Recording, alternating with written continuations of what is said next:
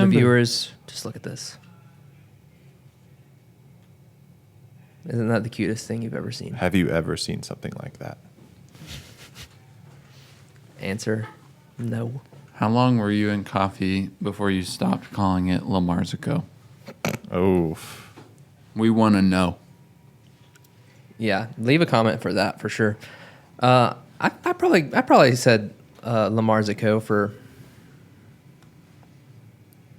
4 months or something. I distinctly remember you specifically saying La Marzico. But you probably said it too. So. Yeah, I did. But I think I was the first person to say La Marzico. Oh, okay. Like ever? No, Ethan. Not ever. But I think I did correct you, if I'm not mistaken. You're all about correcting me, Ross, in the best way. Good Thank you so much. I saw that Calafia now puts the pronunciation on the package. That's another mispronounced one. Califia. Yeah. Yeah. What a good show topic. Like commonly mispronounced words that we know the right pronunciation for. Yes. Specifically in the coffee industry. What's another one? I mean, Fama could be Fama, Fama, Fema. Faima. Bless you. That's about it. I don't really know any other ones. Oatly, Simonelli, Sinesso, Slayer. So you guys got some bad blood. You want to tell the listeners about it? About your bad blood? About last night? Yeah, about last night. Well, the roastery here at Valor HQ has an Xbox. We bought an Xbox for the roastery. Mostly just to show presentations, right, boys? Well, it was like if we were going to buy something to stream things to our projector, it might as well also be able to play Flight Simulator. Flight Simulator. Right. Yeah. There was a boys' night recently, and we took the Xbox from the roastery over to my house so that we could play Madden. And let's just say I haven't brought the Xbox back to the roastery, and so it's still at my house. Last night, I realized this. I realized it was still at my house, and I forgot. And so Ethan came over, and we played Madden. And did I forget to tell my wife Ethan was coming over? Yes. Was she surprised? Yes. Was it okay? Yes. You tell me. It was okay. Sorry, Rachel. Sorry, Rachel. Anyways, we played 4 games of Madden until midnight last night, and I lost 3 of them. 2 of them were very, very close. You won one of the close ones, lost one of the close ones? No. The one I won was a blowout. If I'm not mistaken. At least it felt like a blowout because I was winning. It was like you were the Chiefs, he was the Dolphins or something. No, It was Falcons, Panthers. That's pretty. I just couldn't get anything rolling. Christian McCaffrey was putting the team on his back, but It wasn't enough. Robbie Anderson wasn't there. a lot of drop balls. Greg Olsen was retired. He wasn't even on the field. He was commentating. He was commentating. But That was good ball playing. I just can't move the ball on offense super well. Like I can't score, can't finish, and then Ross can't not throw an interception. I got like probably in 4 games, probably like 12 like user lurk interceptions. yeah. Dude. Go ahead. That's the first time I'm seeing the shirt right now. It says, I survived Matcha Madness 2022. Why don't we tell the story of Matcha Madness? How did that come to be, Ethan? You saw it firsthand. I want to hear some hot, juicy Jonathan Neeson content here. Jonathan Neeson's involved. I think the origin stories are a little disputed, a little mixed. The way I remember it, at least, was this was last year, so 2021, and in March, springtime, I think we had a couple matcha-based beverages on our spring menu. That had just came out, so we were making a lot of matchas, and I don't want to name names. I think Lillaby was like, "This is madness." Like we're making so many matchas, and she started putting how many matchas they made in a day on our FRP wall, like our little whiteboard wall, and then it just kind of kept going and going, and then they were able to start looking at the sales from the 1st of March, and they're like, let's try to get to 1,000 matchas by the end of the month. And so they're like hooting and hollering about it and trying to get everybody to drink matcha and try it. And I know like towards the end, we were having to do like, 50, 60 matchas a day. And we did it last day. It was absolute mayhem. I think that's probably what people most remember is that last few days of people on the Valor Instagram just going bananas. And Jonathan was using a portafilter as like a interview mic and like pretending to be on the scene reporting about Matcha Madness. It was mayhem. We got to pull those out of archives somehow. Oh. Yeah, I was just thinking about how I could do that. I really don't know how. Because I don't think you can get to your story archives on Instagram's browser. Well, maybe you could screen record it from your iPhone and then email it to yourself and then do it. Are you insane? It would work. I'm just saying. Yeah. Yeah, I think that the funniest part about it is that we're just in a our cafe is in the corner of a co-working space. And everyone's just yelling at the top of their lungs. I'm sure there were some people just there like to study or get some work done, and Jonathan's like, recording to you live from Valor Coffee, Alpharetta. Recording to you. Reporting to you. That was not my finest moment. Retorting to you live. Yeah, I don't know how to find that. I But told you. What? Yeah, that was crazy. It makes me wonder how many matchas do we usually sell in a month? I actually was kind of curious about that. Maybe we can stay on this subject for like an extra minute while I do some recon. Yeah, we're really being transparent here. I thought about how we're like, our big goal is 1,000 matchas a month, and I wonder if other coffee shops are like, they can't even get 1,000 matchas a month. Can't even get 1,000. We have to recruit a live reporter or recorder to come and push it to even get to 1,000. Mm-hmm. What's up with that? Well, I think the coolest thing about it, and maybe you guys could speak to this, was that it was one of the things that really took off and was like a big culture move for our company that the three of us had little to absolutely nothing to do with it. Yeah. And I just got such a kick out of that. Yeah, I just remember looking on the story being like, what is happening at my cafe right now? But I love it. My local coffee shop. Yeah, and now we're basing a whole freaking month around it, And now we have a custom T-shirt to commemorate this month. If you like the T-shirt, the stock is extremely limited, so you might need to jump on it. Still haven't decided if we're going to throw it on the web or not. I think I probably will, a few. Yeah.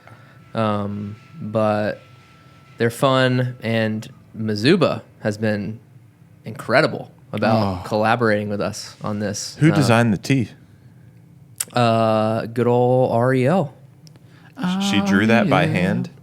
Yeah. Wow. I mean, it is loosely based off of a concept, I believe. And I'm not going to say what the concept is because I'm afraid to do that. But okay. Let's just say if you know, you know. All right. I don't know, but I like it. I needed to show something. Oh. I'm just going to pull up our little graphic so I can remember exactly what Mazuba is helping us give away. Oh, come on. I'm just going to read the poster. Matcha Madness 2020, Valor Coffee plus Mazuba Tico. March 1st to the 31st. Every time a matcha product is purchased in store or online, you will be entered into a raffle to win a $100 Valor gift card, choice of Valor merch item, a tin of... You got this. Uji Hikari. Uji Hikari, Mazuba's fanciest matcha ever. Mazuba dad hat, whisk and bowl, Whisk. stickers, and some matcha chapstick. Raffle is pulled when the 1,000th matcha is sold. And whoever purchases the 1,000th matcha will also win a $50 Valor gift card. Plus, we have a special drink this month. It's a cereal milk matcha latte with mini marshmallows. Oh, yeah. Oh, yeah. That's awesome. Oh, yeah. I have something to report. What is it? Tell us. It looks like we do like 600 plus matchas a month, unless there's a signature drink. A la thick mint. A la thick mint. Interesting. Thick mint brought it above a K. And thick mint is our kegged beverage, which is a matcha base. Yep. And so that's what the cereal milk one is too. But I think we have some thick mint left. So run, don't walk to Valor to get the last of the thick mint. Super popular bevy. Mm-hmm. And on that poster, I just want to make a quick shout out to my wife. She's an editor. And she was like, there's an error on this. And we fixed it. Okay. Me and Ariel fixed the typo. So, Awesome. thanks. Thank you, Meredith. Pour one out for Meredith. Yeah, so just had to get some matcha. I was trying to think some Je ne sais quoi. M word that meant like chatter, but I couldn't think of anything. Matcha mania, matcha murmuring. Muttering matcha. We're murmuring about matcha over here. We sure are. Perfect. Well, yeah, go ahead. I was just gonna take us to a different place, just really quick. I want to know what you guys are. What are you guys into right now? What do you like? Personally speaking? Yeah, personally speaking. I'll go. Okay. You must be convicted because you're quick. Yeah, you Oh, have no, a- it was right on the top of my mind. Amazing. I want to give a little shout out to an organization called 3F. Okay. F3. F3, my goodness. Okay. One day, I was doing a brewer install at a wholesale partner, installing a brewer. We do that, by the way. And the guy that I was installing the brewer for, I've known him for a long time.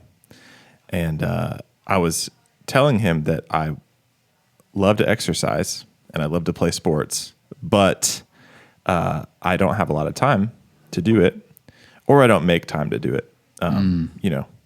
Wife, kid, it can be easy to just, like sometimes it feels like guilty.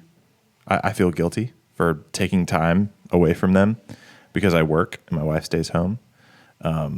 Any of our listeners out there could probably relate that are in the same situation. And so I was telling him about that, and he was like, well, I need to tell you about F3. And I was like, here we go. Like, what is F3? And How much does it cost? How much does it cost?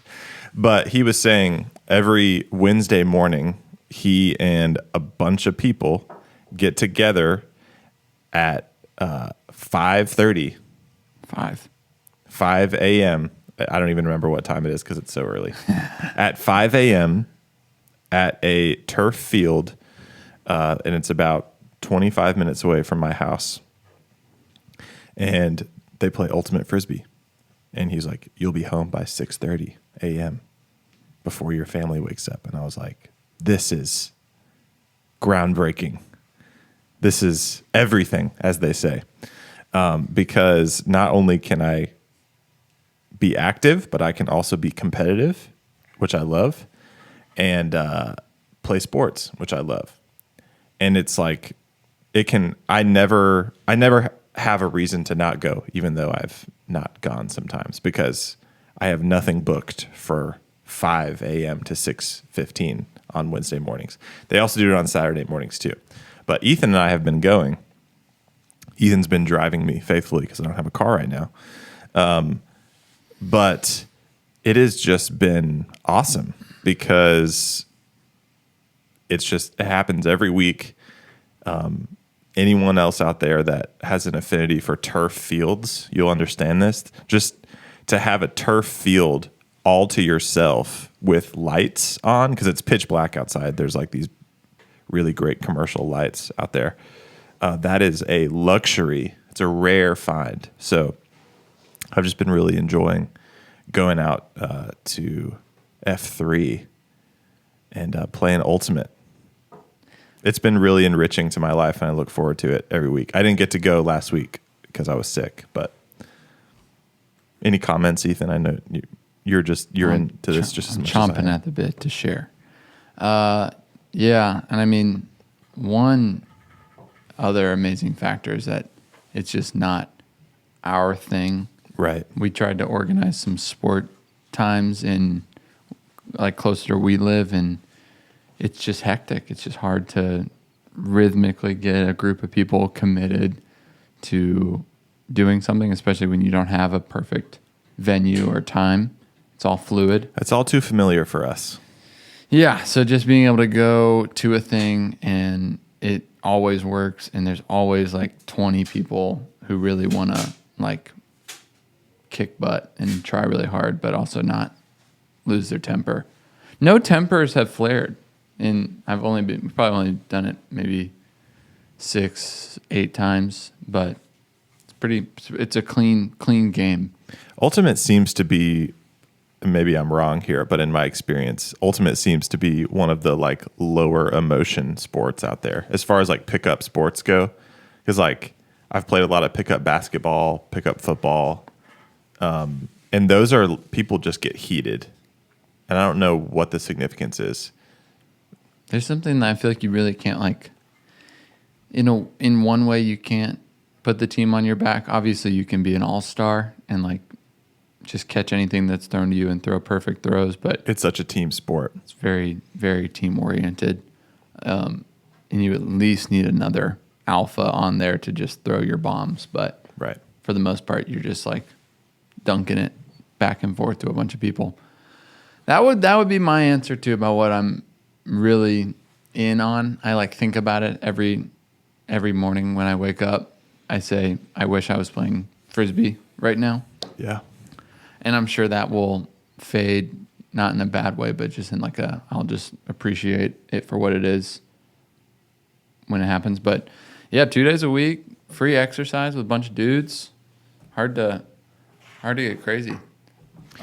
Yeah, and I can't overstate the importance of like. I've had this conversation with several of my friends where there is just nothing like exercising and going really hard, but with a competitive sport. Mm-hmm. Like I just grew up playing sports my whole life. And when I started playing music, that part of me like kind of went in hibernation. And now that I am a man, I just really, all I want to do is play sports. Like if I have free time and just like be competitive. Yeah, where's the football? Let's just throw the football right now. Yeah, it's down there. Like this is how much you love sports. Yeah, it's like just got the football. Let's go. You know what I'm saying? Oh yeah. For those of you listening, this is really awesome. Whoa. All right. Now for some bad news on this. If you're listening and you're like, I want to play, it's just really specific to the area. So if you live around Canton, Georgia, come on down. But F3 is mostly like a fitness organization. So they do like runs and like specific workouts. To my knowledge, the thing that we're part of is the only like ultimate Frisbee group. Yeah, they do like extreme ruck workouts. Oof. Do you know what a ruck is? Oh yeah. What is it? Think about like you fill a backpack with weights and just like fart running around through the woods. Yeah. Or maybe like a vest with weights. That's probably more accurate. A vegetable. For all you ruckers, I'm sorry. Yeah. Oh, I bet Brian Stacy would know what that is. For sure. Seems like a rucker. But you also, when you join the group, you have to have a nickname, and you only go by your nickname. Do you know our nicknames? I've heard Ross's for sure. Does it start with a D? No. And it's not tiny? No, it should have been. I don't know. He's Lurch, which I think is a take on the Addams Family character. Yeah, which kind of dates everyone there. They're all over like 40. And they're like, Lurch. Yeah, I'm like, yeah, I totally know Lurch. Because then I tell other people about your name, and they're like, Google's oh, Lurch. yeah, because he like lurches over people because he's tall. And I'm like, Yeah, sure. Yeah. kind of. Yeah, they told me to say "you rang," which I guess is a signature line from Lurch. I remember watching Addams Family. Have you said it? I said it, yeah, and they were like, "Oh, it's perfect." Crowd pleaser. Yeah, How about you? Scoby. Because you brought some kombucha one time? No, the way you get your nickname is you like walk in the middle of the group at the end of the time and you start talking about yourself. And I just made a batch of kombucha and I was like, I live here, I do this. Made some kombucha the other day and they're like, Scoby! yeah. I was actually not to profile, but I'm like, I feel like Scoby's a pretty niche term. So shout out to the The Oh, yeah. meatheads. to the jocks who knew Yeah. about Scoby, you know? Yeah, Cultured. They're more cultured than you They're would think. way more cultured than you think. And then we brought another friend. His name is now Doodle. We brought someone from the cafe, Elijah, and his name is Tickles. So Yeah, they try to make the nicknames like as embarrassing as possible. I think it helps like the ego check stuff. Right. Yeah. What do you think my nickname would be? If I ever woke up at 3 a.m. and came and played with you Well, guys? it's When you wake up at 3 a.m. and Yes. come play with us. it's 100% based on your appearance and what you say. Like ugly? Is that what it'd be? Something We're like calling that? you ugly. Butthead. Well, yeah, you just give an intro about yourself, you know, and so they'll like look at your tattoos, they'll look at your shoes, they'll like, you know, it's after the game, so like depending on, you know, How you played, How you performed. played. Yeah. They're like, all right, everyone gather around. We got and they always initiation. they always ask, what's the most embarrassing thing you've ever done? And so usually they're probably trying to gain some content there to get a good juicy nickname going. All right. I don't think they asked me that one. Did they ask you? They asked me, and I could not think of anything. I wouldn't be able to think of that either. It's a hard question. I always just default to when I was 5 at my birthday party, my uncle gave me SpongeBob SquarePants underwear and I absolutely freaked out and I like hid under a table and like kicked anyone that tried to come and like retrieve me from under the table. Oh my god. Do we need to go through that memory? Well, it was nice. It was kind of like redeemed because we had a birthday party this past year, and Meredith got me SpongeBob SquarePants underwear, and I said, "I'm okay. I'm okay." Wow. That was such a redemptive moment. I Like- said, "This is okay." I put them on my head, ran around. I'm Amazing. okay. Amazing. This is normal. Do you got a story? And then wait, I want to hear an embarrassing story, and then what you're excited about.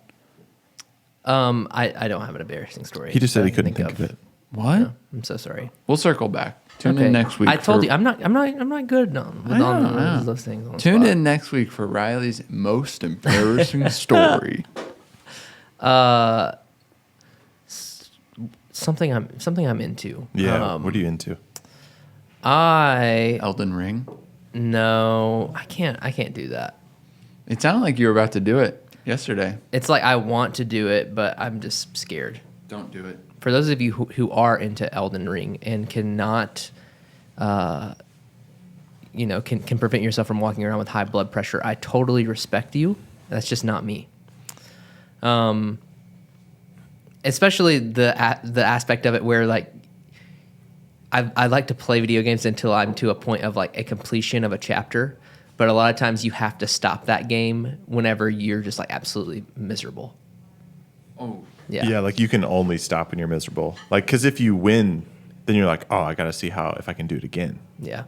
Like, if I was doing it, I couldn't. If I won, I couldn't stop it there. But I've been playing the new Pokemon game. I haven't really been playing it too much. I thought I would have because I was sick with the Rona this past week. glad to have you back. back to 100 now. But I thought I would play it during that period of time, but it was kind of like the first half of it, I wasn't able to do anything except like barely watch TV like this. Yeah.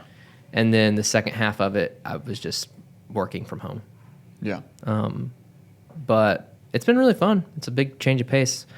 If anyone is unfamiliar with that, but is familiar with Zelda Breath of the Wild, it's like a combo of Pokemon and Zelda in a way. It seems pretty good for the series. Glad I could share that with you guys. Thank you so much.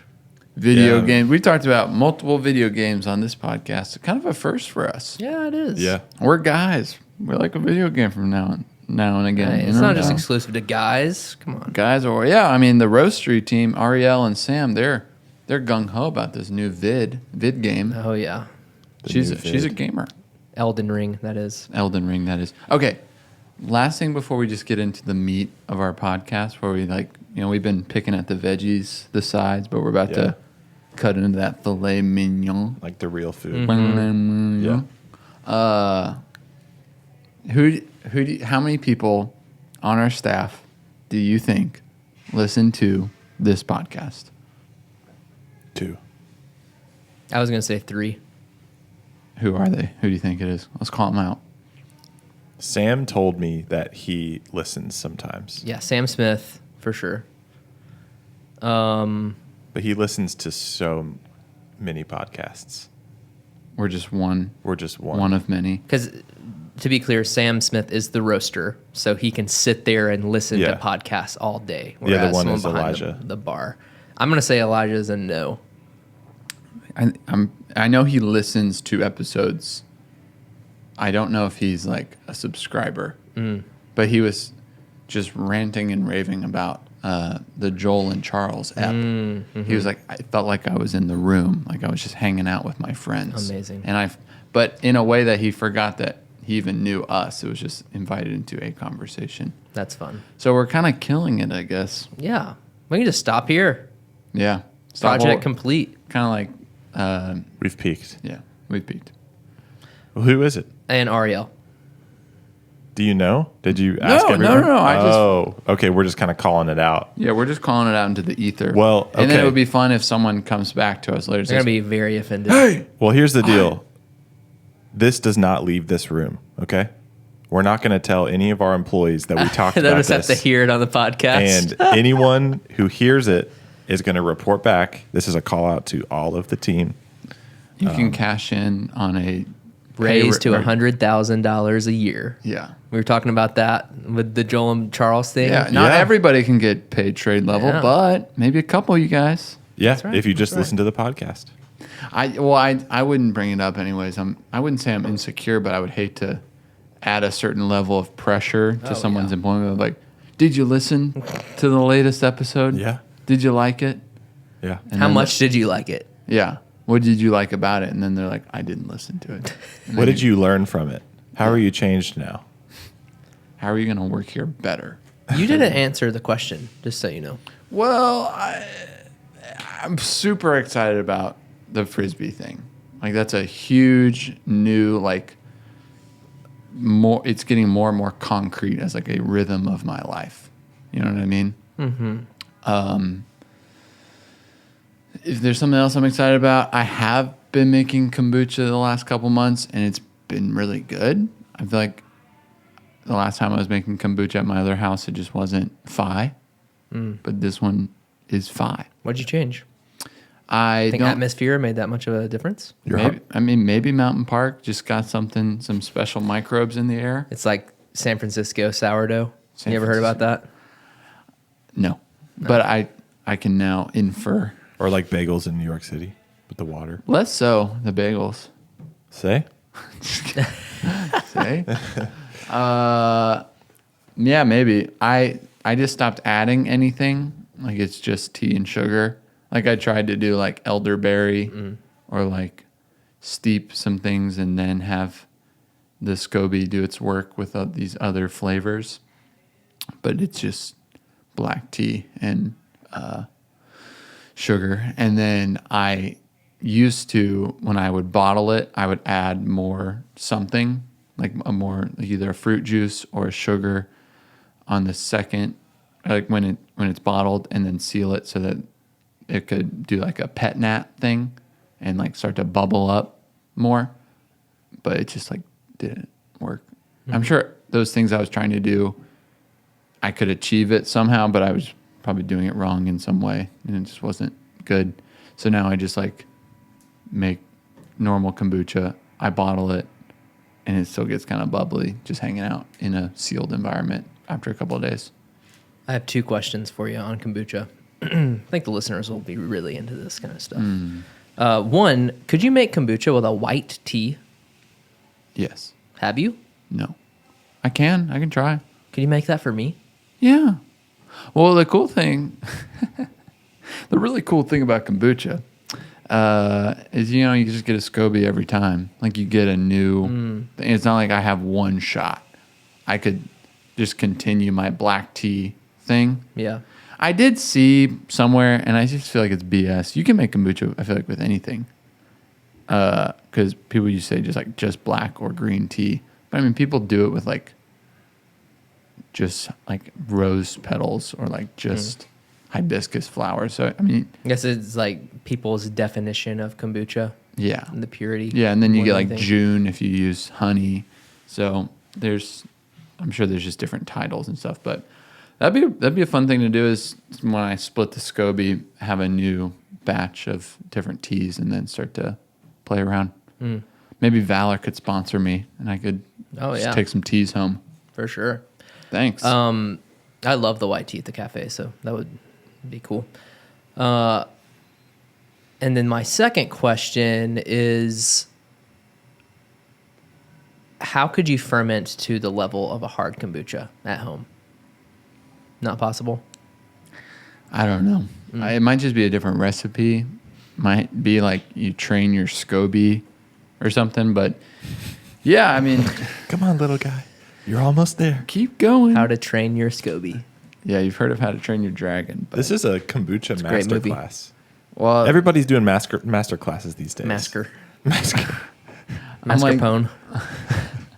except in the master class in this one, it's just mostly like, I don't know.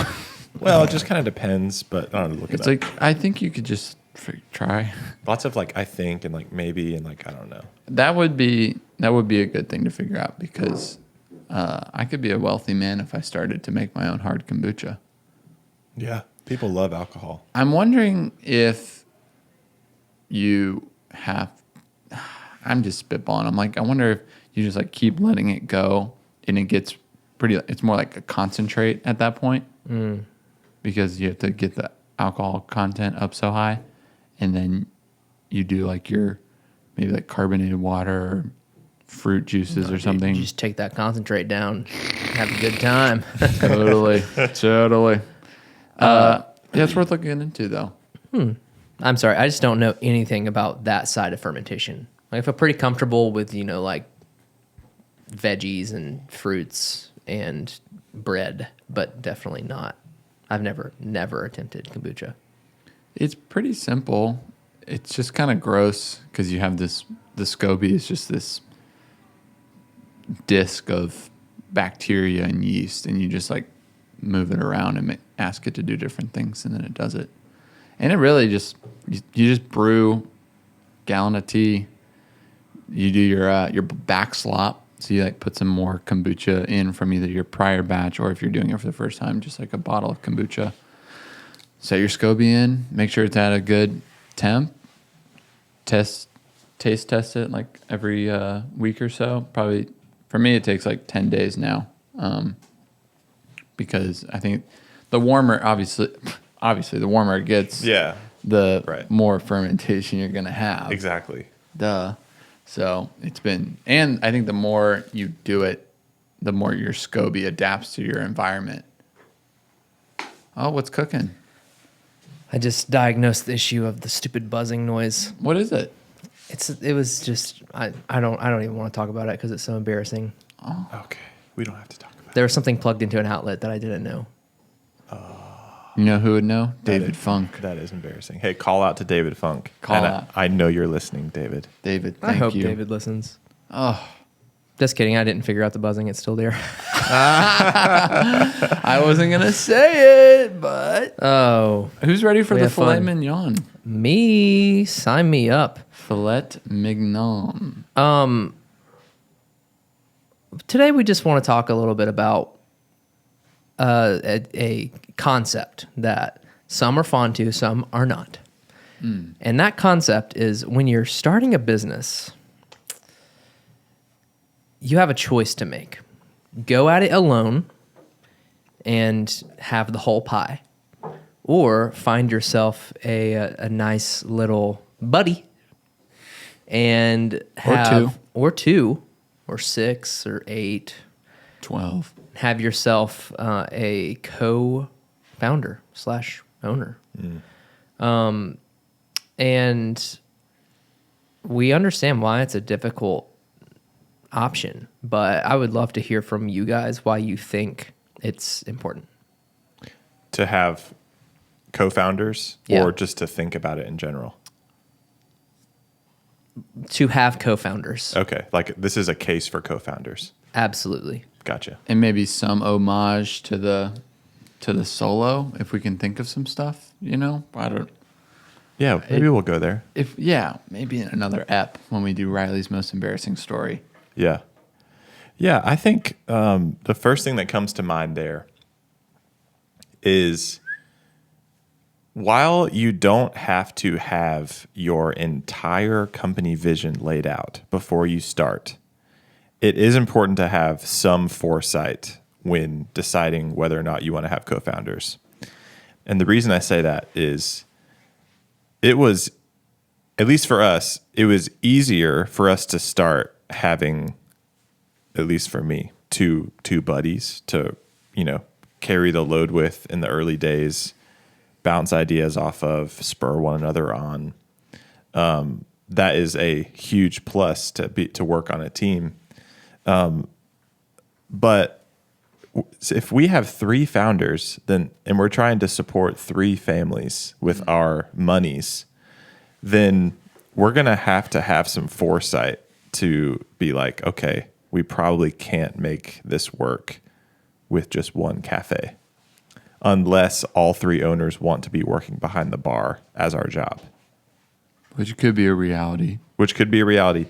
I think it just all depends on what you want your lifestyle to be in 3 years or something, 2 years. And just to spell it out real simply, like for us to be in the roles that we're in, which we'll get into that later, I believe, our roles in the company, we have to make more money. We can't just have one cafe. We currently have one cafe in Alpharetta and a roastery, so that brings in income. But we're trying to open more cafes. And the main reason we want to open more cafes is because we want to accomplish our vision and to spread the goodness of our company to more people in more places and make cities better and brighter. We want to do that. But another reason is like, if we are trying to make this a sustainable career in order to float 3 owners' salaries, and it's not like we have big salaries whatsoever. We have huge salaries. Not big. They're not big, they're huge. No, we've always taken the lowest salary we can. Yeah, I just think that's the first thing that comes to mind for me is like when you're starting, yes, it's great to work on a team for so many reasons, but can you have a little bit of foresight to be like, okay, what do I want to be doing in 3 years? If I'm fine with me and my co-founders just working on bar, 4 days a week, 3 days a week, then we can maybe get paid a little bit higher than our baristas, and we can just do that for 10 years or whatever. Or do we want to grow this thing big enough to where me and my co-founders can be working in different areas of the company and each cafe can be self-sustained with their own employees and managers, in which case you'd probably, due to the nature of a coffee shop, would just need to have multiple cafes, right? Absolutely. A fun little backstory. You mentioned, we've always tried to take the lowest salary that we can. When we first landed the pop-up in Thrive, I went full-time initially, and I was the only one that went full-time. Ross and Ethan still had other part-time jobs. And we sat down and like looked at my budget, and we were just like, what is the smallest number I can get paid to get by? And at that point, Michaela was working part-time retail, and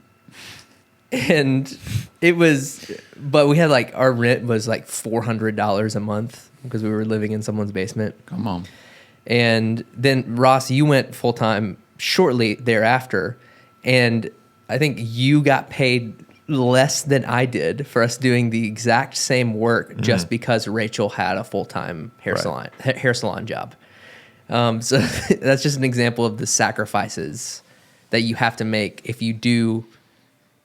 Maybe you don't have to make them, but you could potentially have to make if you do this type of structure with multiple people. And that was only possible because of the immense amount of history we have together and trust.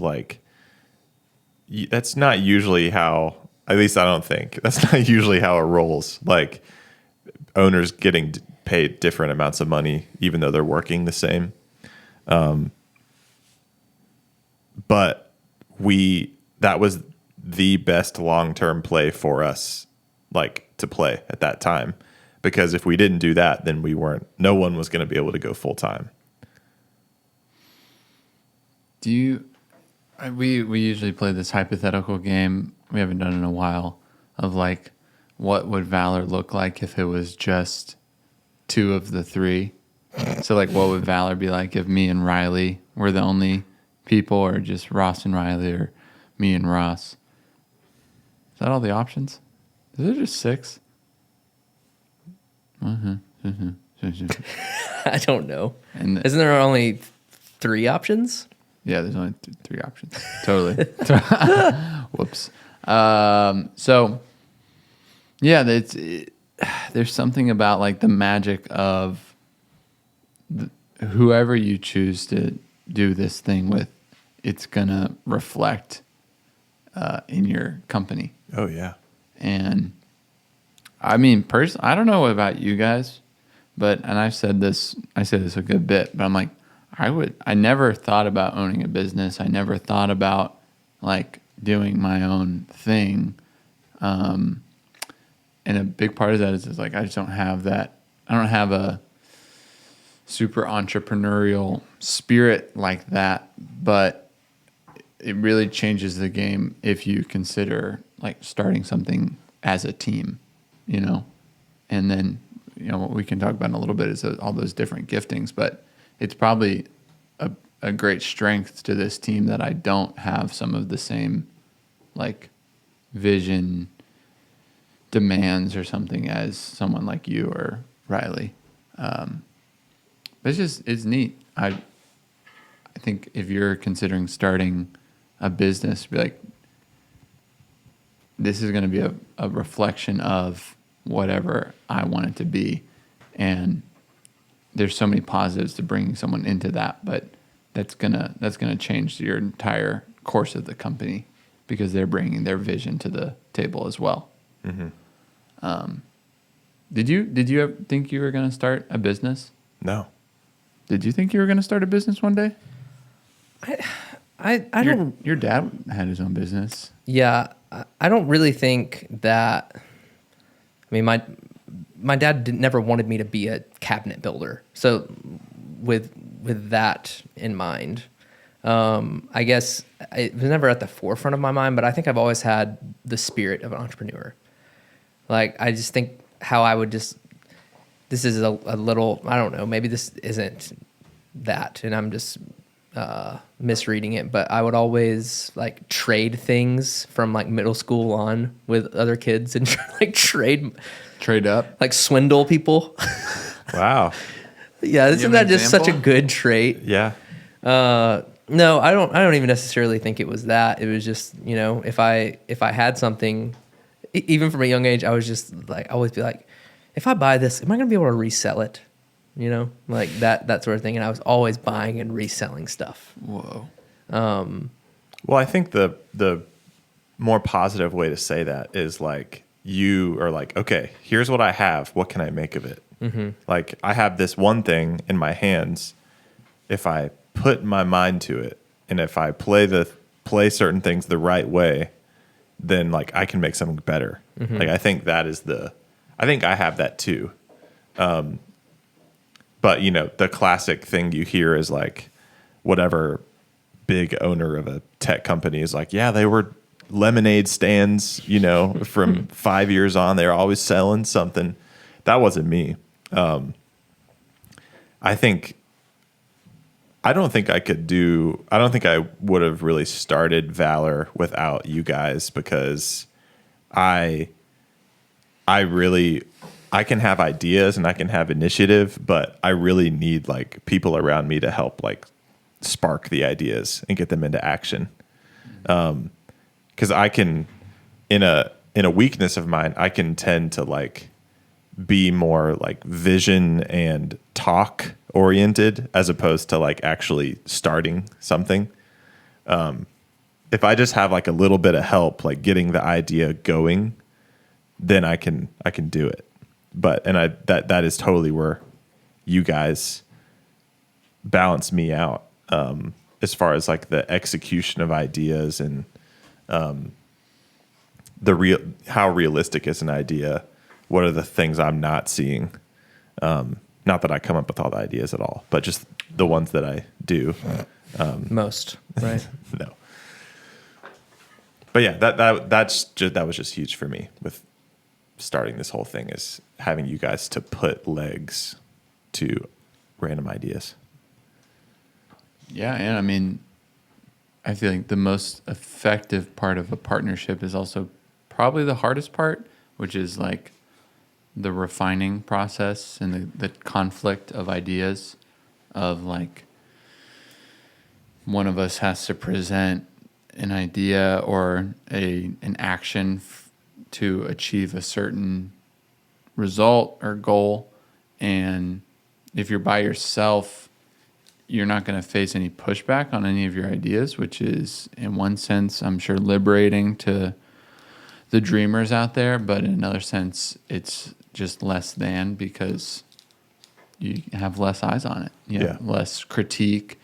And so maybe, I don't know if you guys want to speak to this at all, but it's just a really fun, really hard dynamic to like chop it up and like poke holes in everybody's ideas, not for the like bringing down of that person, but for the refining of that idea. Yeah. I feel like we've kind of had to walk through it a lot, because like one of your greatest gifts, Riley, is to just like realize that something's not a good idea, right? And so for someone like Ross, who's an ideas man, I'm sure there's a lot of potential for it to feel like, man, Riley's always just saying no to my ideas. But it's like, no, recently I just say, we'll do it in a month. Yeah. Oh, yeah. Tomorrow. Just give me a month. Tomorrow, a month. Yeah. Anything that's not today. Sure.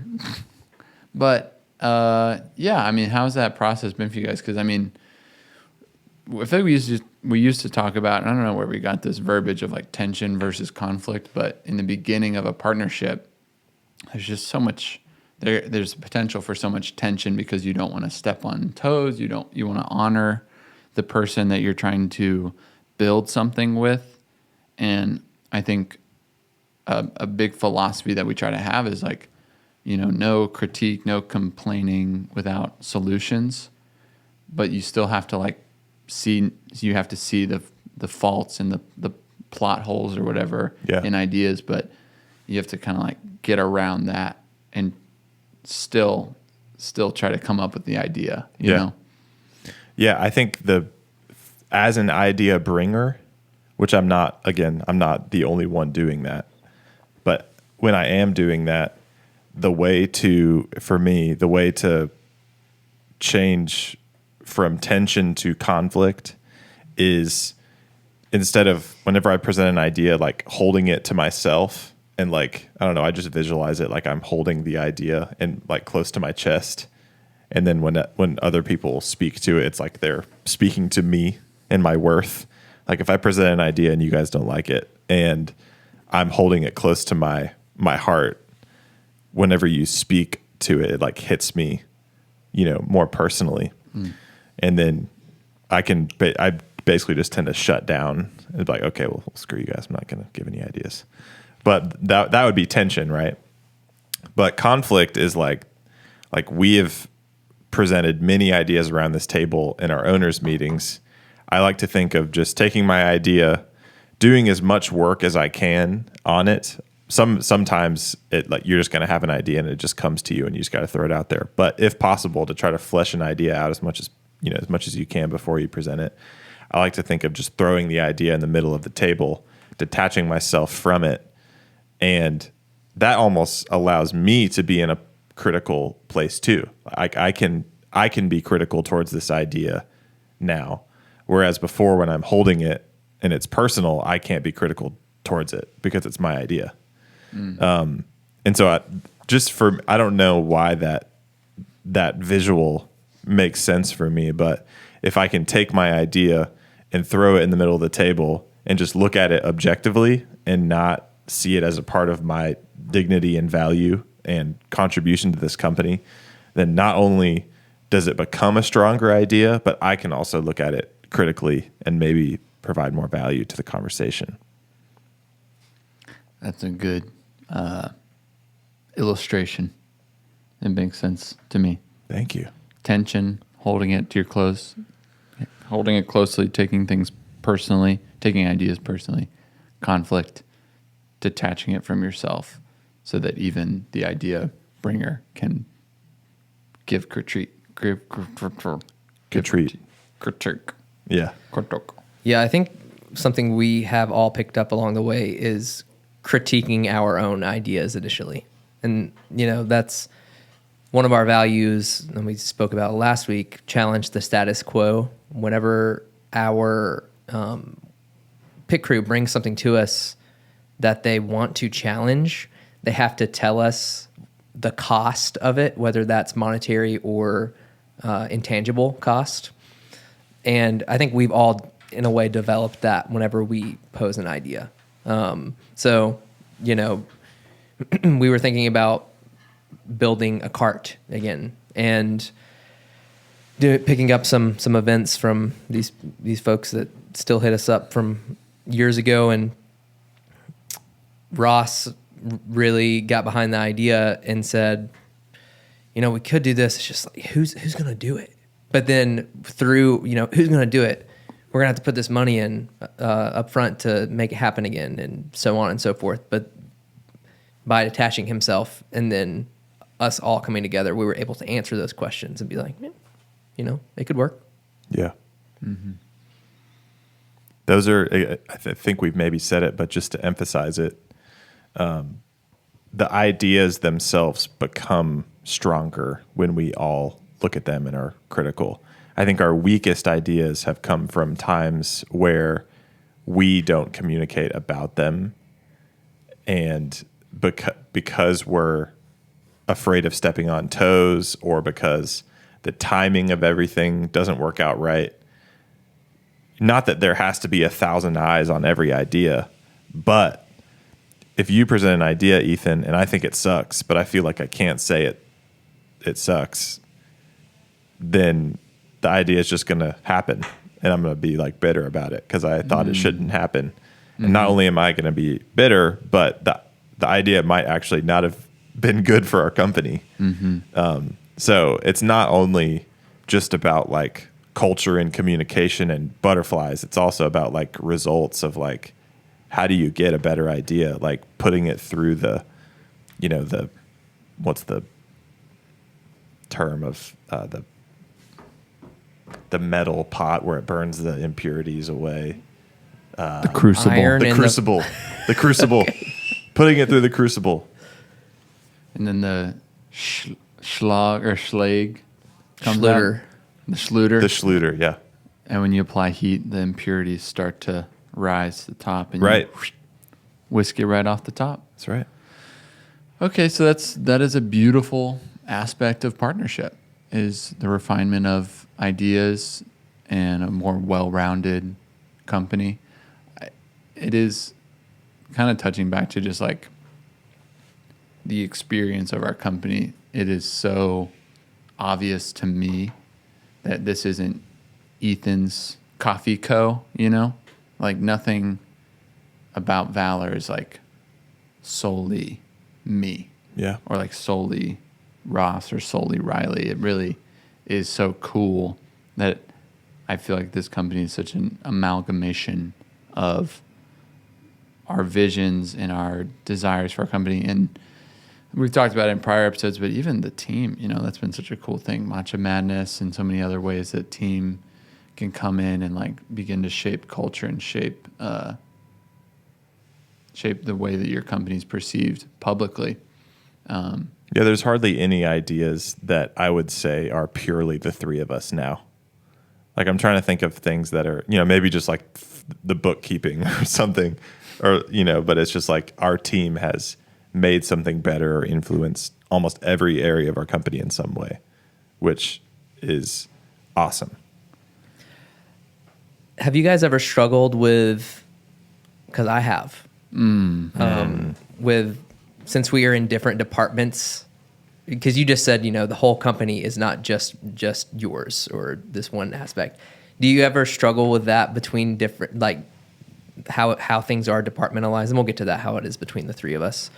But I mean, there have definitely been times where I'm like, could do this in the cafe, but like that's Ethan's thing. Mm-hmm. Or even in my moments of bitterness and stupidity, I walk in the front door here and there's like a stack of cups, like boxes of cups at HQ, and I'm just like, oh, this is Ethan's business. And then I'm just like, wait a second, no, it's not. This is mine too. I'm gonna move these cups. Doesn't make any sense. You guys ever felt that? Yeah, it's like a difference between, like, it's kind of just do we believe what he's saying or not? Like, yes, Ethan is over the cafe, and that is his domain, but like it's also ours too. So, but yeah, I have struggled with that too. Like, just not, like if the back room is a mess at the cafe or whatever, it's like, sure, I could take. It's always going to take more time than I, like in my mind, than it actually is in reality. It's like I think it's going to take 3 hours to make this better in the back room, but really, if I could just take like 5 minutes to just help out, like it's really just better for the whole company and it's better for me. Yeah, I mean, this is a sub point on that, but I think the thing that we've talked about is having different like areas of the company, and they're in different stages too. The cafe has just got more years on it. There's more people in it, and it's just a really like attention hungry thing. Like it can always use like a refiner's touch. It could always use like encouragement and focus. And it's so important to what we've always wanted. Like that was the common thing that we when we first started, it wasn't like we want to roast coffee. It was like we want a cafe. Yeah. That was like our dream. So like, and that was a really humbling process.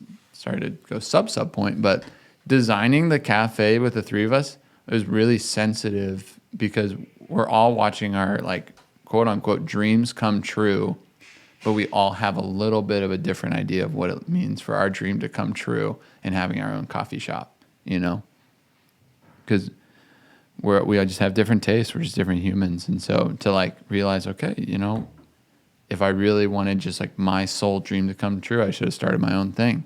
And if that's you, go for it. But I think through other conversations we've had, we know I don't think we would have ever gotten to that place alone. Anyways, but yeah, different departments, different like things are happening, like the roastery and wholesale, they're kind of like developing, and this like rebrand is like a redevelopment time. whereas the cafe is just kind of like in operation. So I feel like there's just different dynamics there, and yeah, it's hard. I think one of the biggest areas I struggle with is being able to go to you guys when I'm not like involved in it and try to be like, I can help as much as I can, but I just want to say that I think that XYZ isn't where it needs to be or whatever. And one of the big things is like this weird area of like marketing and like this rebrand project. I'm like, I'll say what I think, and I think that's important, but you know, I'm not the one working on this, so I don't want to just like bulldoze anything. I think we've tried to walk through that, and in the cafe too. That's just where we have experience. You know, everybody here has worked in the cafe before, and so everybody's got something to say about it. And I think that's just something I've been coming to like take on more and more. It's just like, you know, this is a big part of the cafe, so it's just more likely that you guys are going to come to me and talk to me about stuff about the cafe and the people in the cafe more than I'm going to go like look at QuickBooks by myself and then like bring stuff to you, or like look at your Boring. or look at like your wholesale partnership emails and be like, hey, you really need to be emailing people like this. You know, it's just very visible. Yeah, Ross, I would never tell you have to like do anything with emails. Yeah, I took care of that today. Nice. Well, that's true. And see, there's different dynamic roles. Like I think you guys hold each other more accountable because you're in more of a shared space. Would you agree? Yes. I would agree. It's probably, yeah. I'm just outspoken, and I should probably dial it back a notch in most instances. But I mean, I just to honor that though, I feel like you've always done a good job of. I've always said it like, hey, just let me know if something's up in the cafe, you know. And I think because I have the tenured relationship with the people in the cafe, and I can kind of like maybe even answer your question or issue before it even gets to like the people on the floor. So thank you for always doing that. Ross, on the other hand, just goes in and starts pushing people around. You know? It's like, hey, my name's Ross. I'm one of the owners. I've been sipping Mai Tais on the beach for 6 years, but here's all the things you're doing wrong. And I want to pour latte art. And I'm going to pour this cappuccino. it's kind of like an undercover boss type of vibe. Exactly. That's what I strive for. Just kidding, guys. I'm not that way. Oh, my gosh. But yeah, I guess there's a certain struggle to speaking into something that someone's working on and like putting their soul into, right? I feel like if there's ever been like those tender areas, it's like social media or like some sort of marketing branding thing that you've been slaving over, and then you just like put it before us and we're like, we don't really like this. This doesn't really look good. And it's just like, you know, you put 6 to 20 hours into this thing, and then we're just like giving our opinions about it. That's like I feel like that's a tender space. I don't know if you can. Yeah, and relate. I think, you know, the way to alleviate those sorts of things is always to just have a more open platform of communication, probably using like our digital assets like Basecamp. If the entire project, say we're working on this marketing project, and the entire thing is laid out in Basecamp, and you guys can just go in at any step of the process and be like, hey, this looks whack, then it would make it a lot easier. So, I mean, versus like final product versus ready. like, this is a month of work. What do you think? Which, I mean, to be fair, I don't think that happens too much. No. Because we have a weekly owners meeting, and I'm able to show you guys the things. Yeah. So, but it definitely has happened in the past, and the answer is always just higher levels of communication. Mm-hmm. I meant to plug this during our segment on tension versus conflict. The book 5 Dysfunctions of a Team by Patrick Lencioni has taught us a ton about working as a team and trust. And we would definitely recommend it to all of our listeners. I'll put it in the show notes. Yeah, put in the show notes. That affiliate link. Oh, yeah. We always lie about that crap. Maybe not this time. Maybe it'll be a real affiliate link. What do you think? I'll call Patrick. Okay. You got his number, right? I bet he's a third degree on LinkedIn. You think? No, it's us, Hunter Hodge. Do you know him, the regular? I know him. He's been to my house. Yes, Hunter Hodge. Hunter Hodge works with and for Patrick Lencioni. There we go. Oh, okay. So what is second that? degree. Boom. Boom. He would. We gotta get Patrick on the podcast. That'd be sick. That's our big moment. That'd be really cool. I bet we could. Yeah, we got 2 second degree. Maybe we have to get Hunter on first. Yeah. You know? Yeah. Honor Hunter, the relationship. You're here for a reason. We see you. You are valuable. He is. He's awesome. Yeah. So let's start with you, Ethan. What do you do for Valor? Take us through a work week for Mr. Rivers. Uh-oh. I feel like in one sense, it's so multifaceted. In one sense, I have like the clearest outline of what I do. You could just say like over the cafe, you know. But then on a deeper level, it's really fluid. It's just like, what are the demands of said cafe? It can also be said that we, as 3, we work in the business in multiple ways, and that's kind of what we're talking about. And I feel like there's probably 20% of my work week is just working on the business too, as like owner.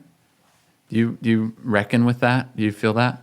I feel like we never really have delineated like, and maybe that would be helpful, or maybe it wouldn't. Like, yeah, right now I'm acting as like an owner. I'm working on Valor right now, versus I'm working in Valor. I'm like performing tasks and duties and functions that help keep Valor hot. So, do you think that? So right now I'm spending a good bit of time working on a second cafe that we're trying to develop. I would say that's probably less like over the cafe because it's a totally different project. So a good slice of my time is talking to people about that, and calling and emailing and visiting and thinking. But a good bit of what I like to do is do me and Mikey, who also runs the cafe with me. I feel like we're doing a lot of in-between of roastery and cafe relations. So inventory, taking things, making sure everything is right as rain at the cafe, by bringing things from the roastery here, communicating with the team. A big part of my job is meeting with everybody on the team regularly in a format called health checks to talk about what's going on, personal, work, life stuff. It's a really simple thing, but it does take a lot of time out of my schedule, but I think it's super worth it. And then whenever, talking about like the seasons things, whenever we bring on new people, there's just going to be a higher demand of training and onboarding and orientation. And before that too, working with Ross on hiring someone. There's seasons where it's a lot of interviews, a lot of personnel development stuff. And yeah, then there's the stuff that I can't predict, like refrigerators breaking, ice machines going out, grinders not working, credit cards expiring and causing our subscription services to fall off. And so there's this level of like just being in the cafe, being available, helping with the things that go wrong. And I think it's valuable. It's less quantifiable, but just being available and being present for the team says a lot. I like just if I have the time, and I like making the time for this, just getting behind the bar when I'm not on schedule for 30 minutes, an hour a day, just to still have that relationship and that rapport with the team, see how things are going, tell everybody what they're doing wrong, walking away, Yeah. Yeah. Right. Like cracking skulls, Yeah. stuff like that. Do you guys feel like I'm missing anything? I think there's a certain level of all three of our jobs of being an owner. Mm-hmm. Just, even if it is just our weekly owners meeting is the only thing we do in that column. And this, I feel like. Yeah, the podcast too. Yeah. Guest. That's probably a slice of your time too. Yeah, and there's something to, I think, in the owner pile. Like I do wholesale stuff with Ross, site visits and trainings and meetings, and then we work on, especially more towards the beginning, we'd work on the rebrand together and talk through that. And like now that rebrand's going to start touching the cafe, that's a good bit of time of making things fit and getting the right people in to help onboard that process and make it smooth. Yeah, that's what I do in short.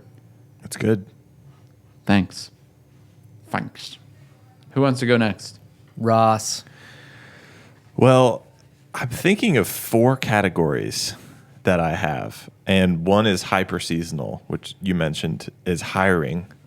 I do all of the communications for hiring. People email my inbox. I email them screening questions. 25% of them reply. And then we email them back and schedule interviews. And so that's when that hiring thing is happening, that's like 50% of my job, like 50% of my week, which I don't mind. I enjoy it. So that's one part of it. Another part is wholesale. I'm the wholesale catch-all lead guy. All of our wholesale partner relationships, as far as training, equipment, coffee selection, support, that all comes through me. And so that is very much like take it as it comes kind of thing. There's some good proactive things I do in that category, but kind of similar to your cafe point. It's just kind of depending on what the needs are that week for our partners. And I like to just do proactive visits, monthly when I can, of just going and saying, hey, tasting our coffee. It's one of my favorite things about my job is tasting our coffee when we don't brew it at our partners' cafes. I love that. And then there's also just probably one of my favorite parts of my job is just anything related to growth and business development. Any sort of random new thing that we are doing, I just like to A to Z it. Just like, and in a way that's happened is our cold brew operation. We didn't know anything about cold brew basically. And so it was just kind of up to me to like build out that project. And I worked a lot with Riley on that too. None of it is completely alone. But as far as like keeping the project going, I like doing that. I like going to Home Depot and getting plumbing fittings and making them work, with different projects that we're doing, just random stuff. I really enjoy the hands-on side. And tangentially, I think it's a cool thing I'm learning about being an owner is being an owner doesn't have to look a certain way. It doesn't have to just look like being in your office all day, like pushing papers or making deals or whatever you think an owner is, whatever I think an owner is. Part of it can just look like, I just want to do some hands-on work today. Like, how can I make that happen with my schedule? I want to do work that like maybe I should hire a subcontractor for, but I just want to do it. Like, that's okay. And I'm just learning, like, as long as I have my other stuff, you know, my non-negotiable things done, if I want to do something that I enjoy, that it's like I'm playing the flute. Oh, goodness gracious. Anyways, I like doing that. Manly stuff. Right now I'm working on the cart, getting that built out, talking to Brad at Radiant Metalworks for metal fabrication. Unofficial sponsor. An unofficial sponsor. Unofficial sponsor. Thank you. So yeah, What if you ask for a discount on the cart by saying we'll shout out his company on our podcast? you never know what people say. You know, he could be like, "Oh yeah, absolutely. He's a really nice guy." That's great. But who knows? He'd probably say no. I said 4 categories, and I'm trying to remember the Business other one. development, wholesale, hiring, being an owner. Maybe, yeah. I mean, I take care of all of the like back end accounts receivable for wholesale. So like anytime we're getting paid, I take care of that invoicing. You bust the kneecaps. Yeah, I know. Yeah, if anyone's late on their invoices, I send them emails. Hey, just want to let you know. Hey, checking in on your 60-day late invoice. No big deal. Yeah. And then I'm like, you know, me and Riley are sort of both over the team here at the roastery. Like I do health checks with the team with Ariel and Sam here monthly. And I'm sort of their, you know, go-to. Sam probably goes more to Riley for roasting questions. Maybe calls up Dale every once in a while.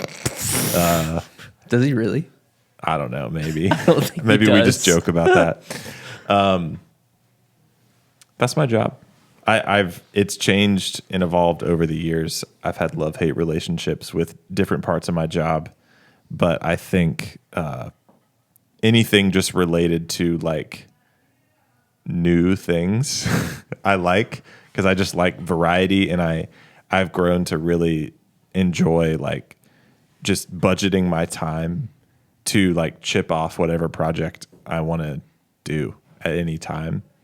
And I also have the recurring tasks too, which kind of keeps me grounded. But I feel like that's a good way to structure my week, is like, what are my non-negotiable recurring tasks that I have to do to keep the wheels on?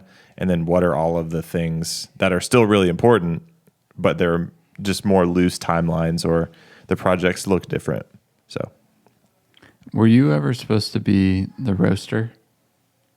no, I don't think I ever got. I think that was you guys. I think at one point it was like maybe you were going to be the roaster. I think Yeah. so. I was just thinking about how things developed along the way, you know, because we didn't really we didn't like build a dream team. It just 3 guys got together, and it just so happened that we all have very different interests and skills. Mm-hmm. Praise God. Yeah, it turned out fine. Riley? T?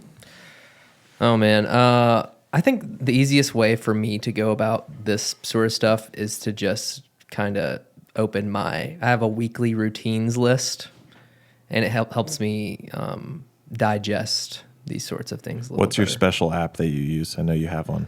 I'm on Notion There now. you go. Yeah. There you go. It's a little overwhelming to start, but I really like it. Is it kind of like a game? I guess you could say that. Yeah, you have to do certain things to see. You have to like beat a test to get to your to-do list. It's just like a game. No, it's not like that. Monday, plan week, Yes. review projects, bookkeeping. So I would say that is one area of the company where I'm kind of a one-man show. What? We send you receipts. Okay, sorry. It's a team effort. I just do the bookkeeping and kind of reporting and whatnot. And then I obviously report to Ethan and Ross, but they have a ton of trust with me with the cash. Way more than they should. I have a very interesting question for you that I want you to answer in less than 1 minute. Okay. What is bookkeeping?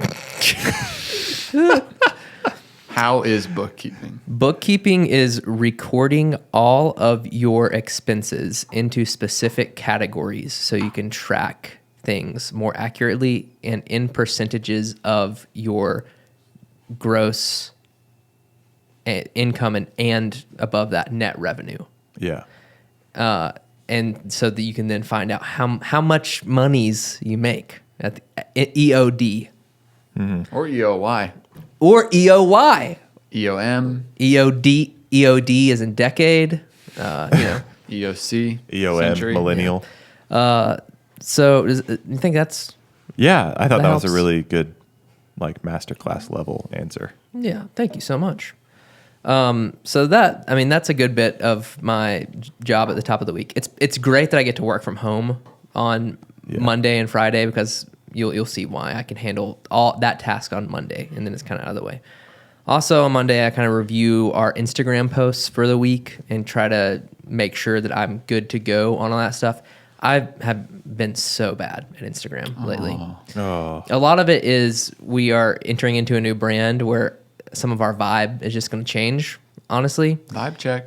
And so it's really hard to wrap my head around two different vibes. vibes. Yeah. This is a great transition piece. Yeah, it is. The shirt that I'm wearing. Has our new font on it and whatnot. Yeah, Futura. No. Kidding. Times New Roman. So kind of do that. And then, I mean, honestly, if I get to it, I'll do some wholesale recon. Just Yeah. like try to Drum up business. drum up some business. Yeah. Haven't done that much lately. Again, because of rebrand, we've kind of just froze some things because our entire brand that is on people's shelves is going to change. That's right. So that's my Monday. Tuesday, we usually got the podcast. We're recording on Thursday today because I was sick. Oh, So podcast, right after the podcast, I edit the podcasts, might send out some newsletters, might look at our green coffee inventory and try to do some planning there. And then if there's anything that needs to be done random around HQ, I might try to do it. Some HQ upkeep. sure. Water the plants, Water the plants. water other plants, etc. Throw the football in Throw the the yard. football in the yard. Like upkeep myself. Yeah. You know? The yard is the truck yard, for those wondering. On Wednesday, I always have a meeting with Ariel. She is our designer. And we kind of talk about what we're working on. Lately, that's a lot of rebrand stuff. Normally, it's more, within the year seasonal things like the menu, like a seasonal menu or a merch line that we're dropping, that sort of stuff. Right now, it's all rebrand. Wednesday, we have a cupping with our team at 9 a.m. We always do that. So that's one thing that's on all of our to-do lists. That's been really fun. Oh been yeah, great. it's been great to get some rhythm around it, and I think we really all know our coffees better than ever. Oh, yeah. And then Wednesdays, I shoot a lot of our needed Instagram photos and videos, and I might start editing some videos and then finish editing them on Thursday or Friday. And then Thursday, we have our owners meeting. I'll do payroll if it's a payroll week. And again, I'll usually edit videos. And Wednesday, Thursday, Friday is when I do a lot of my random owner things that just like things that need to get done. Like I'm just looking at my to-do list right now. It's like I just need to like do some inventory and record waste within our inventory. I need to order track lights for the cafe. We're going to put more track lights in there. Or like, yeah, I have a video to edit. I need to put some shirts on the website. Just like that kind of stuff happens on Thursdays, Fridays a lot. And then Friday, I mean, like I said, it's kind of just like those, it's like a catch-all day for those related tasks. I try to structure it where I can finish things at home. Because I work from home on Fridays. And then I try to make our website better. And again, right now, that's all kind of been around rebrand related stuff. So yeah, what are those categories? Bookkeeping, marketing, roasting. Is that it? Owner. I feel like all three of us, like all of our tasks are so shaped around our personalities. Like if you were just to take all of those things we just said and put them in a pile and told three different people to accomplish them, they might like match up completely differently. Like the person who runs the cafe might do the bookkeeping for whatever reason. Like that's why it's like these are all just our roles, but they can be different for any company depending on who the people are. Well, if you haven't listened to it, listeners, you should go back and listen to our podcast with Joel and Charles because they talked about their roles. Yep. And those are different than ours. So that's one way you can see some interesting differences. Absolutely. Yeah, I was thinking even if our roles were broken down in like pie charts of what we invest in, if like a big slice of mine is just like, it's kind of weird to say, but it's like team care, you know? Sure. Just because higher amount of personnel in the cafe, a lot of my job's just like making sure everybody's all right. And that's on a proactive note and then like a reactive note too with feedback conversations and like little meetups and just all the stuff around health checks too. But yeah, we're busy boys. And it's so seasonal too, right? You know, you're coming to the end of a crazy time with the rebrand and I'm probably stepping into a much more involved time with the second cafe. And this is the first time I've ever been off the bar pretty consistently, January and February, which was totally unheard of because probably if you took the pie chart of my time last year, maybe half of it would be just working behind the bar. So, Oh my gosh, something I totally forgot to say with mine is just like trying to help you with cafe expansion. That's a lot of Thursdays and Fridays right now too.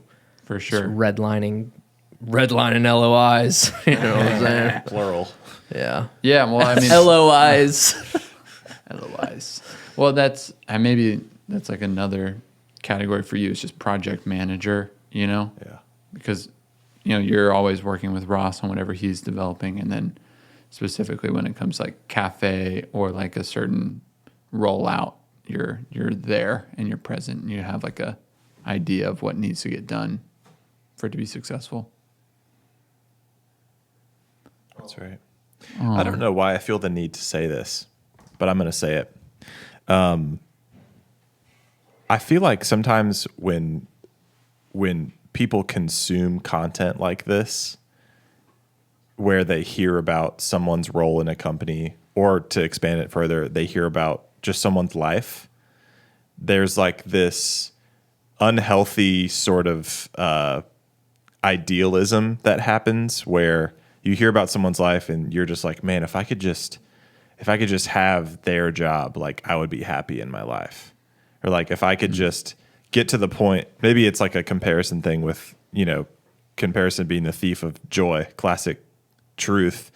But like if someone's listening and they hear us talking about this and you're like, man, if I could just get to where they are, or if you're like way past where we are for whatever reason, and you think, man, if I could just get back to doing this or this or this, like that's not what you do in your life, and what you do for your job does not equal contentment in life.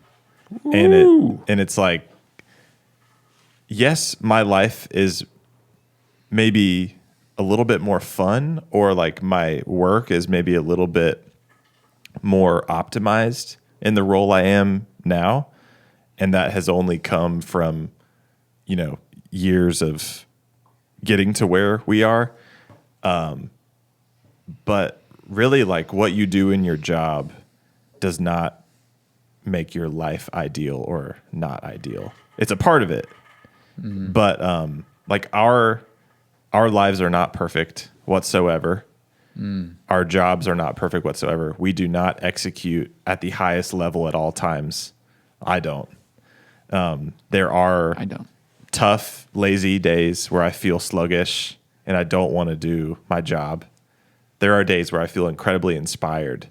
I just feel the need to like put that out there to be like, whenever you have a podcast or social media, you're always wanting to put the best version of yourself out there. And while like, I don't want to do that. Like, I'm not interested in doing that because it's fake. And so I think there can just, it kind of goes back to what we said on a previous podcast of like, if you're trying to start a business, sometimes it's important to just do something. Don't wait until you've reached this plateau. Don't wait until you've reached this, arbitrary milestone in the future to start. Sometimes it's good just to start and like let it be what it is. And even if it is some puny little business that you feel ashamed of, like, it's okay. And it's you're doing more than the person who is paralyzed by their comparison. Yeah. Have you guys ever struggled with that yourself? Like just comparing yourself to someone where they're at in their career, what their role is like, man, if I could just get to that part, then I would actually be happy. Oh my gosh, all the time. But I think what you said, it's hit the nail on the head. It's like, you are you right now. You don't need X, Y, or Z to be more of someone else. Just be you. Yeah. And that's what sells anyways, Right. Individuality. And the world doesn't need a million Stumptowns. Stumptown's cool, but be something else. Be what you are. Right. Yeah, that's the most freeing thing, to just take off the invisible borders that we put around ourselves, is just to like be you. And I think that, just to bring it back, like that is one of the best things about having a partnership, is it gives you space to eventually over the years, like find your unique giftings within the partnership and just run in that lane. And then if there's other parts of the company that need attention that you should be doing, eventually you can just hire people to do those things. Like if there's a part of my job that like I would prefer not to do and I don't want to do it, it's like, okay, well, we're going to have to figure out how to either structure the company to hire someone who does love doing that and they will do it better than I ever could.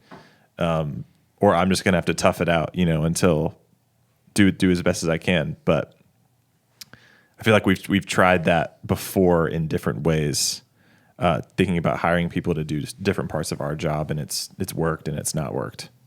I mean, look at Sam/Dale roasting as an example. Right. Because you did it for how many? Definitely 2 years. Mm-hmm. Yeah, probably a good 2. And then it's a big part of your work week. Yeah. I mean, especially when we really moved big. to 2 days. Mm-hmm. And then, I mean, that gave me a ton of time to work on, things, especially, a lot of times I know that you can relate. We're working on things that so intangibly make us a bigger or better company. Yeah. And it's tough, but like that is a lot of my work week now. And you have to really be able to self-start to do those sort of things. Whereas with the roasting, it's just like, I have this amount of coffee to roast and I'm going to roast it. And I see the beauty in both things, and I love balancing out my week with both of those things. Right. Like if I'm able to say, I have to do this blank amount of posts this week on Instagram. Mm-hmm. But, with things like the website, it's just like, I don't have to go update this on the website, but it would make everything a lot better. Mm. Yeah, and I think one thing that I'm thinking about that I'm personally walking through is that transition of finding your fitting in a new season, of like the best thing you can do is be you in a space. And I feel like I got a lot of like validation for myself in working behind the bar and doing all the physical labor, because that's what I love to do most, is just manual work in a team environment. And I've kind of made a joke out of being off bar to some of the people at the roastery, where I'm always joking about like, hey, I'm going somewhere else, but I'm still working. Like I'm definitely doing something. And yeah, there's just space to kind of figure out what are the needs of your current season, what are the needs of your operation, and how can you point yourself in that direction and like make the company the best it can be by your flexibility. Yeah. And I think you guys have encouraged me and given me some like peace of mind, and like I'm not as like constantly busy and swamped as I was before. And like probably the past 4 years, I mean, I've done a lot of 6-7 day work weeks, and that was like kind of rhythmic for me. I was like, yeah, just picking up shifts, doing this and this and this. But now I'm like, I like have a little bit of cushion, and I'm kind of like looking around like, oh my gosh, am I still important to this thing? Like, am I still a valuable piece of this company? And so figuring out your new role to make your company the best it can be it's fluid and it's a challenge, but I think that's another huge pro of the partnership is like receiving encouragement and confirmation of like you're cool, like it's okay. Right. Gorgeous. Great stuff there, boys. Thanks for your vulnerability. Oh yeah. This is the real me. Deal with it. Slick stuff, raw stuff. If you're still listening to this podcast, thank you. Thank you. Thank you. You just hear us ramble. Like, what was the first 30 minutes of this thing even about? Video Friggin' games. Ultimate Frisbee. It's to weed out all the people, that shouldn't be I listening. was thinking in the show notes if we should ever be like Skip skip to to this minute point. 24 People where we might like start that, but- talking. Yeah, we'll see. Some people like the chop up. Yeah. But if you are listening, we totally appreciate reviews, likes, comments, subscribes, and sharing with your friends. That's what means the most. Every time someone posts this on their dadgum Instagram story, I'm just like, want to cry. Single tear. Yeah. The encouragement in person is amazing too. I don't know if you've experienced that in your lives or in the cafe, but I've never experienced encouragement in person. Ross. I'm just kidding. But people have come up to me and given me words of encouragement, and I'm like, thank you so much. That's amazing. Yeah. So, thank you. Yeah, even, man, someone sent Valor a message on Instagram the other day about our coffee. And just like, I was in town from Denver and I bought a bag of the Anaerobic Natural, and it's just amazing. And I can't wait to come back, and I will be ordering coffee online. Wow. And I just responded and I was like, I don't think that, like, this is very nice, and I cannot put into words how much this sort of thing means to us. Mm-hmm. It's really sweet, especially just the random people. It's one thing for a regular to, encourage, and that has its own unique kind of effect. But when people come from out of town with a completely no expectation of what we are, who we are, and they are blown away, that has its own thing for sure. It makes me think about how I need to do that more to places that I like. Sure. Yeah. Yeah. Maybe that'll be a weekly goal of mine. Put it on your Leave your a Notion 5-star review somewhere. Well, I gotta beat the game to to get into do Notion. the quiz. It's the whole thing. All right, love y'all. Love ya.